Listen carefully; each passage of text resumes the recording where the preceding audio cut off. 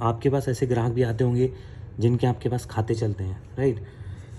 वैसे केसेस हमारे यहाँ होते हैं इंडिया में, राइट। तो इन केसेस को कैसे मैनेज करेंगे, क्योंकि अब ये ऐप क्या है, आपको एंड टू एंड सॉल्यूशन देती है कि ऐसा नहीं है कुछ काम ऐप में और कुछ काम अभी भी बही खातों में चलेगा। अब ये जो उधारी का सिस्टम है वो भी आप इसी ऐप में मैनेज कर सकते हैं। उसको आप कैसे मैनेज करेंगे, सेम तरह से कस्टमर आएगा, 4 चीज़ें मांगेगा। लेट्स से सेम ही हम 2 प्रोडक्ट का एग्जांपल लेते हैं। आप स्कैनर में जाएंगे, आप स्कैन करेंगे झट से प्रोडक्ट को, हो गया। दूसरा स्कैन करेंगे,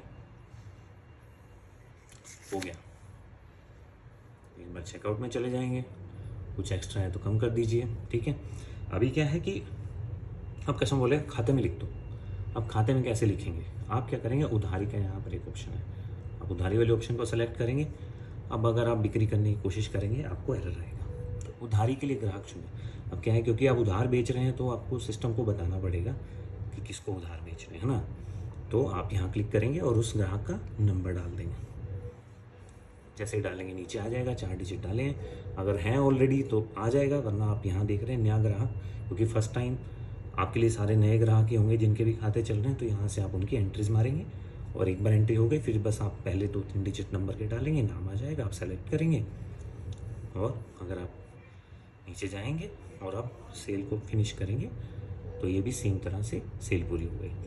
अब चेक कैसे करेंगे, उधारी तो आपने डाल दी, तो उसके लिए कि अगर आप मेनू में जाएंगे और उधारी करके यहाँ ऑप्शन इसमें जाएंगे तो आप देख सकते हैं साहिल नाम का जो आपका कस्टमर है उससे आप अब तक 2 ट्रांजैक्शन कर रहे हैं। 28 तारीख को 2 ट्रांजैक्शन हुए हैं, एक तो 20 रुपये का था और एक 53 रुपये का था।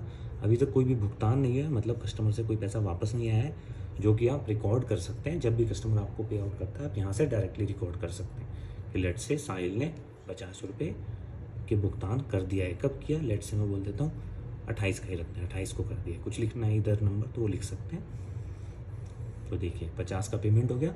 अब बाकी कितना रह गया, 23, जो कि आप यहाँ देख सकते हैं। तो आप हमेशा देख सकते हैं कि आपका कितना पेंडिंग है, कौन से कस्टमर को कितना पेंडिंग है, उसका ओवरव्यू आप यहाँ देख सकते हैं।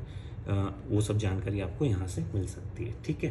तो इस प्रकार से आप अपने शॉप के जो ऑफलाइन सेल हैं, जो ऑनलाइन ऑर्डर्स नहीं हैं, वो भी आप ऐप से ही करेंगे। इससे क्या होगा, अब अगर मैं वापस जाऊँ और हम सेम बिस्किट का चेक करें कि इन्वेंट्री कितना है, आप देख सकते हैं 80 था, अभी ये 78 रह गया।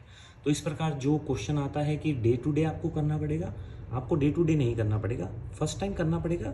उसके बाद आपको बस इतना इंश्योर करना है कि जो भी आपकी शॉप की सेल हो रही है वो आप ऐप के थ्रू ही कर रहे हैं, ताकि ये इन्वेंट्री अपने आप कम ज़्यादा होती रहे